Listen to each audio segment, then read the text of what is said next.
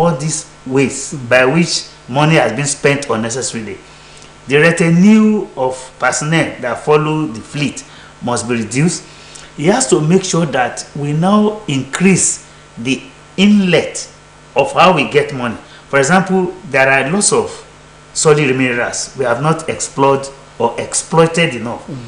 There are other, even agriculture, we have not done that. What I'm trying to say in essence is that it should try to prosecute governance to the extent that we get more revenue. Now, even tourism, we have not done that. So it will now reduce how we spend money and increase. That's what to do. And don't tell me it is possible. It's just that the present government is not looking at that at all. Then, most importantly, he must fight insecurity. This insecurity thing must be fought. Another thing is you must have heard this from me. He must go back to how we used to run this government in the 60s. That's fiscal federalism. And I can see sign. Do you know, last week I was shocked to hear El Rufai advocating that each state should be empowered to sit atop what was, I said, is a done deal. So that means that as we are going into the new administration, that must be done. All right. Now talking about still the debt profile and agenda, setting agenda for the incoming administration. That is what you have just done. Now, rising food prices, cash crunch push inflation to 17-year high. Inflationary situations happen in three fronts: cost push, demand pull, and then we now have hyper. Unfortunately, some countries may only have one of these three. In Nigeria, we have the three. Wow. We have cost push inflation. That is, cost of materials is huge, is high. Definitely, finished product prices cost will of be high. production. Yes, cost of production. That's it to be high. Then demand pull. We don't have enough supply of most things, especially food. And once there is low supply, prices will go up. So what we need to do is to increase supply. And what is the cost of this? Insecurity too. You see, they are not allowing farmers to plant as much as they would. Then even the government is not encouraging the youths to go to farm. I have been saying this, core members, what we call coppers, they must go to the farm. What's stopping that? Okay, and start using cutlass and hoe? Don't worry, the incoming government administration is mechanized. Okay. But we have to put our youths to work, not allowing them to carry their certificate, running about the street looking for a job. The jobs are there. And when you do this, there will be more food and prices will go down. So that will take care of demand pull. Then hyperinflation is what Emefiele did that caused that. We should not say that we should not spend cash. We should spend less cash. So if these three things are taken care of, then they will be back to serious issue. All right. Why the government is borrowing more and inflation is ravaging the economy, state governors are going home with jumbo pensions. That's Nigeria for you. It's only the Punch actually has the story. Yes. The Punch states paying governors jumbo pensions on 3 trillion naira debts. I have never been a vanguard of calling for riot or calling for something that will disrupt governance. But in this case, I may be forced to. They must not take that money.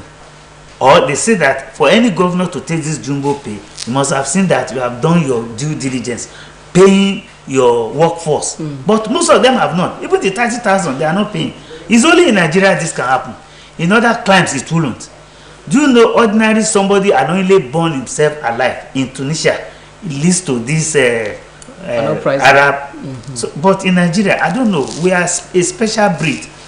Most things that we get away with can lead to war in other countries. This should not be an exception. They must not collect that money. All right. Talking about not collecting it, the Daily Sun, former President Olusegun Obasanjo is now saying Obasanjo blames Nigeria's woes on poor leadership. Which he provided too. He did not give us good leadership. But if he did, others will have followed suit. All right. He gave us bad leadership too, as far as I'm concerned. So he's not doing anything different. Why is he now? You see, when you are in government, you don't see a lot of things. But when you get out, you now see things. So I cannot exonerate him in the situation we are found So why do you think this is coming now? This is something that everybody has been talking about for a very long time, that the problem of Nigeria is leadership. So why is this coming now? I don't believe entirely that it's leadership. It's simply followership. Okay. Followership should also be blamed too. You see, one of the greatest problems of our people is hypocrisy. You see, we are too emotional. Once we like a government, even if it's doing something wrong, we still support that government. Then on the other side, we play dirty politics in Nigeria. Haven't you heard that government were laying rail? Some people went to bump that rail. For what reason? Is it not for political gains or for economic reason? It is not done elsewhere. It's only in Nigeria. So as we blame bad leadership, we blame bad followership too. All right. Let's move to the Nigerian pilot now. There's this very sad story. Herdsmen attack, mass burial for 38. The front page of the Nigerian pilots. Tinubu has his job cut out for him. He has to frontally fight this insecurity. And let me tell you, if possible, at the risk of his own life. Winston Churchill did that during the Second World War. Okay. He gave everything he had. He didn't mind if he was killed. Tinubu should be ready for anything that will come. He must put his government, his government in proper perspective. We have to fight everything possible to put this country right. Okay, talking about putting the government in proper perspective, federal government fixes December 31 as deadline for feeding of prison inmates. I am not really getting that. I don't get it too. Are they not feeding them at the moment? The government said it's spending 1 million naira per year on each inmate. That was what the government said. On feeding alone. That is corruption. That's corruption too. Okay. Go to the prisoners and ask them. They will tell you that they are not being properly fed. And you are spending 1 million. It's pure corruption. Okay. Pure corruption. Yes, we have other stories. Moving out to politics. The Nigerian Tribune has this story. 69 senators elect now backing Akpabio Barao.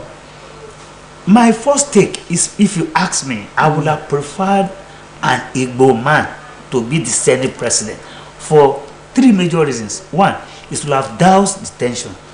It will put pay to this. They are saying that they don't want them in Nigeria.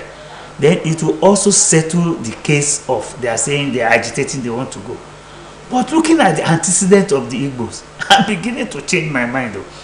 Because whether you like it or not, they are still insisting that they will call IPOB to do whatever they like. So if they now get it. So while I want peace for my suggestion that we should have given it to them, what is happening is now that this South man that has been given to, for me, I'm beginning to see that it's the right way to go.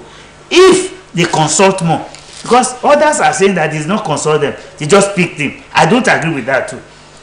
Talk to them, let them see reason why they are choosing him. Otherwise, Tinubu's problem will start from there. Thank you very much. Before we go, the Leadership newspaper has this story. Nigerian young girls set to break world cooking record. She has actually broken it. That's Hilda Bash. Well, she wants to lay. She has broken it. She has broken it, yes. But she now wants to put it forward so that others will now set. Exactly. Let us. She has set a new record. Nigerians are superb human beings. We are more than ordinary. Forget about what is happening within. Anywhere Nigerians go to, we always excel in all ramifications, in all fields of human endeavor. Up Nigeria.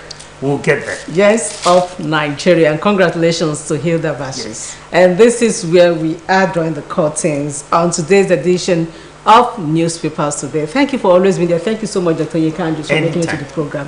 Yes, keep enjoying the rest of our programs. My name is Oluchi Amuda. Bye for now.